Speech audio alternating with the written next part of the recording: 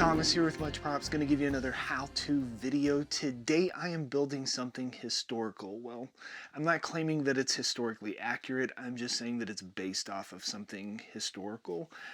Me and my wife went on vacation recently and we listened to a couple of audiobooks on our trip, and I really got into the Viking vibe once again, something that I fall back to on my channel quite a bit. And I was looking for something Viking related to build, and as I was doing some Google searches, I found this axe from a burial site that I thought was cool, and I thought, why not try and make this axe and make it look like it just got dug up? So without further ado, today we are building an axe out of foam in the that word, style, and we're going to make it rusty and weathered. Let's get to building.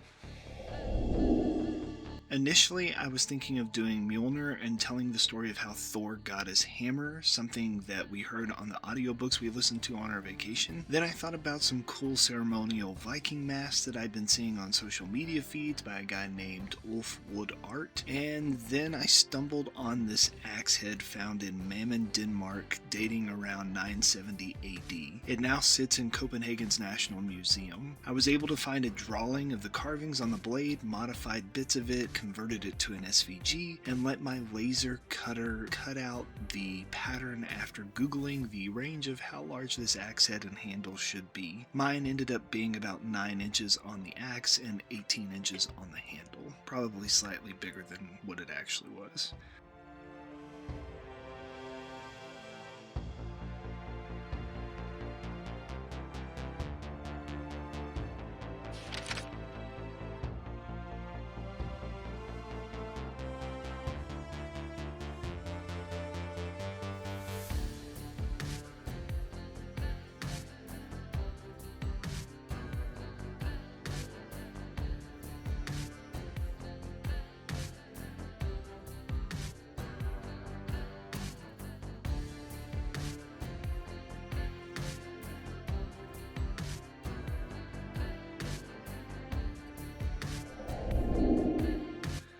I looked at the basic shape of the axe head and freehanded it around the engravings on this 6mm EVA foam. Then I cut it out with a hobby knife, flipped over the cutout upside down onto the other one, traced it onto the foam, and then cut that inverse. These will get sandwiched together to make an axe head. The real axe has 2 different designs, one on each side, but I just went with the same image as most of it will be obstructed by a massive amount of rust and weathering that I'm going to add later.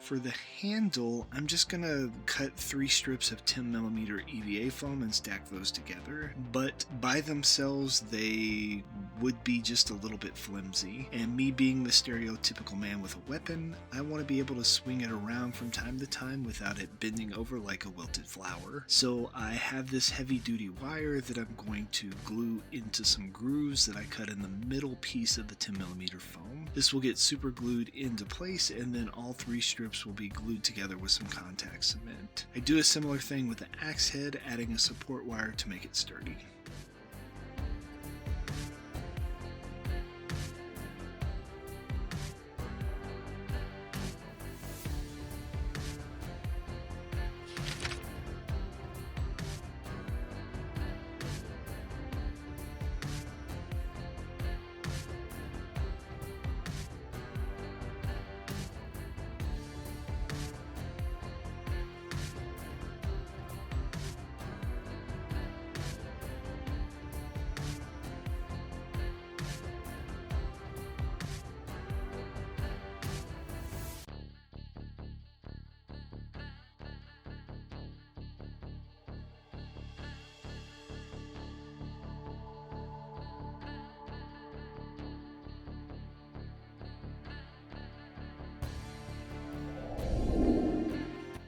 Normally you don't get to see this outside bit, but I thought I would use my fancy Ray-Ban glasses that I got for my birthday and record me shaping the handle on my belt sander just off the back porch. Basically, all I am doing is rounding over the edges on this long rectangular prism to make it fit into the hand nicer. I really like this point of view shot so you can actually see how I am shaping it from my eye line. It also is nice to do this outside so that I don't have my workshop covered in a layer of EVA foam dust.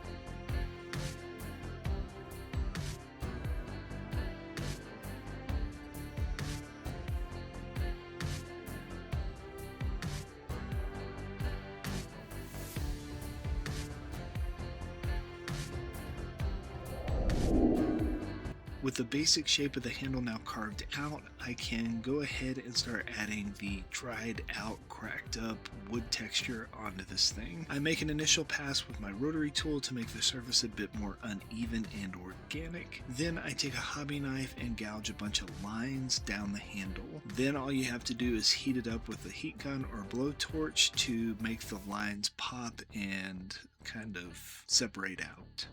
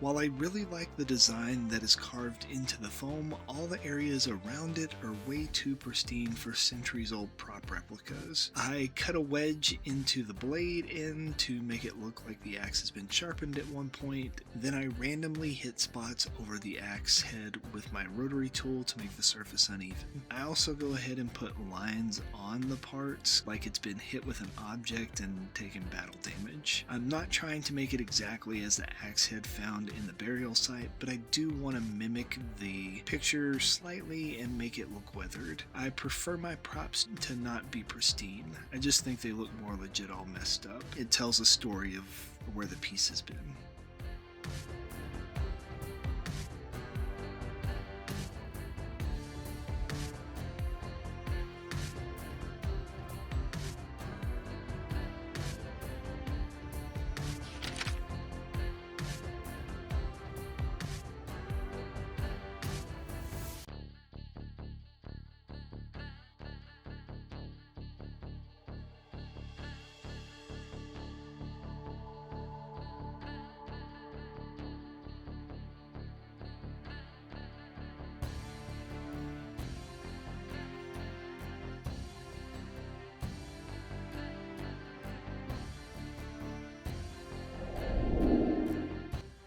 Now with the handle and the axe head constructed, I'm ready to attach the two parts together. You'll notice that the back side of the axe head has been trimmed up to fit the circumference of the handle. I went ahead and marked off where they would attach to each other and applied contact cement to both areas. Then you carefully stick the two pieces together and firmly push them all around to permanently bond it to each other.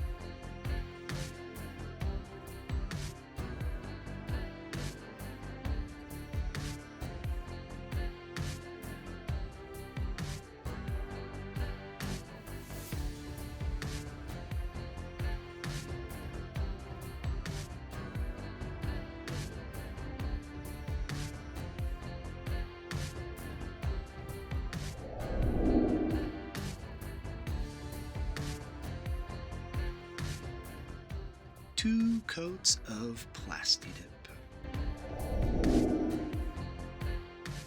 For the paint job, I'm going to attack this in a whole lot of layers. I'm going to start with a dry brushing of gray and white on the handle to build up the shadows and highlights. The blade gets some silver rub and buff. It took me about 3 hours to build the axe, and it's going to take me at least that, if not more, to paint it. Building up the layers of color slowly will make it read more as realistic versus a flat single color coverage. Do not underestimate the power of dry brushing, acrylic washes, powders, and other finishing materials. It really does sell the prop as real.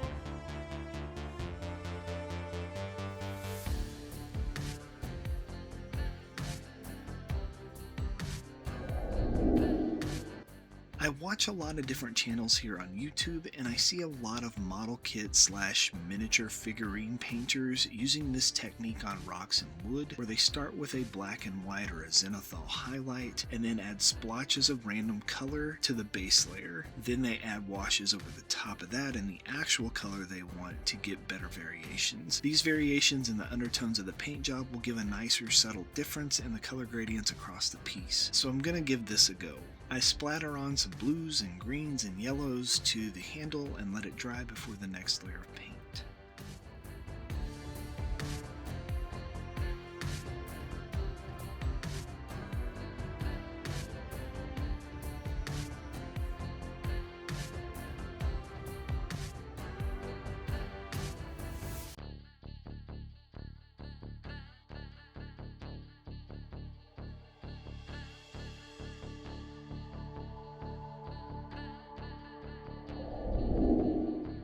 I know it looks a bit goofy right now, but this is kind of that trust the process part of the paint job. I am wetting down some brown acrylic paint and making a couple of passes with some washes to unify the color variations. It'll be very subtle, but if you look closely enough, you can see the color changes slightly across the handle. This is more realistic to how most objects are found in nature. Even our skin tone has variations of shades and different colors, like birthmarks and veins and arteries, sun damage, etc. I made about 2 or 3 passes, adding a little black around the axe handle area to make it stand out more, because when that rust comes on, brown and orange are going to look similar.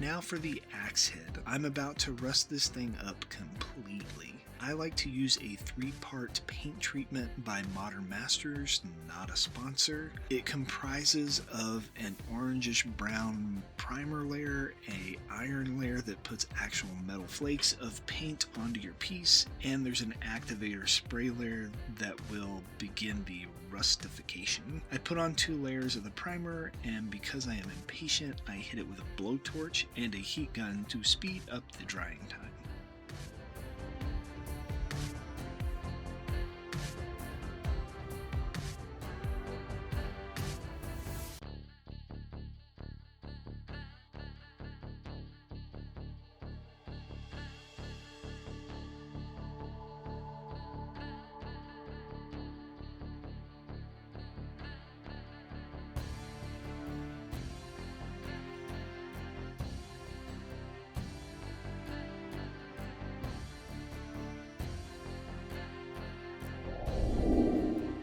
The next layer is the iron layer. It's kind of the smelly layer. You spread this over the orangish brown primer layer and dab on the metal paint. Mine is pretty old and has some chunks in it, but I think that's going to add a cool texture in the end result. I cake on 2 layers of this stuff once again, getting impatient with the drying process, and use a blowtorch to speed it up. Be careful when you do this. I actually caught my axe head on fire. Luckily, we can just chalk that up to more battle damage.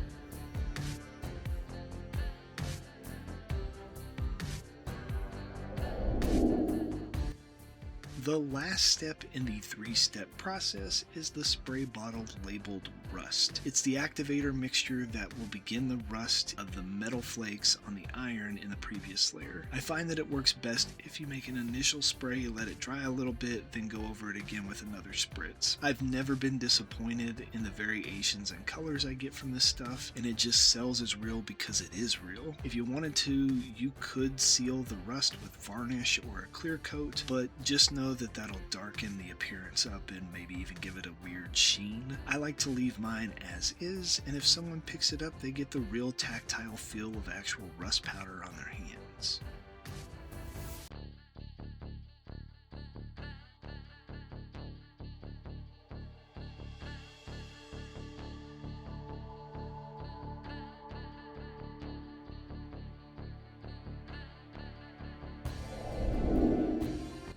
While it looks sufficiently dirty, I wanted to throw some terrain powder onto the cracks and make it feel more like it's been unearthed recently. These are earth and oxide powders by Vallejo that I bought at the hobby store in the diorama section. I sprinkle it all over and blow off the excess. Just like the rust, I am not going to seal it as I want that gritty feel when I pick it up and have to dust off my hands when I'm done pretending to be a Viking.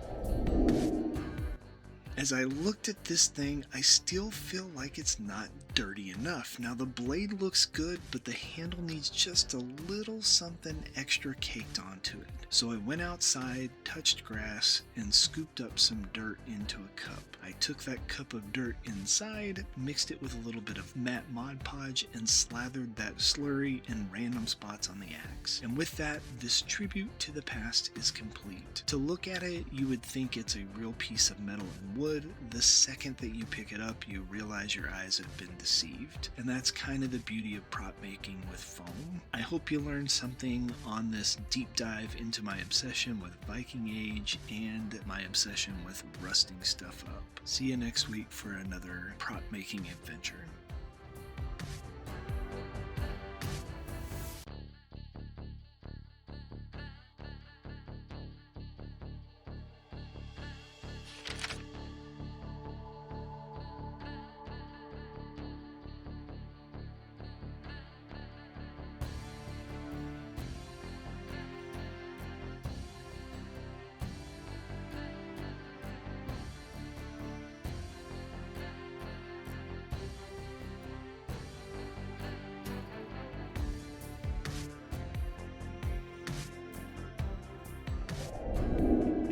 We are finished. Here is the end result. Overall, I think it turned out pretty awesome. It is very, very dirty and crusty. The rust is real. The dirt is real. The only thing that isn't is the rest of the axe. It's all made out of foam, but yeah. Maybe we'll try and make one of these yourselves and impress your friends with your ability to make something that you saw on a post and rust it and age it and just make something cool to look at. Yeah. Maybe you'll get some. Yay! And inevitably, they're going to ask you, how'd you make that? You can give them one of these. Tell them, much props. It is old, it is rusty, and it is time for choppy chops.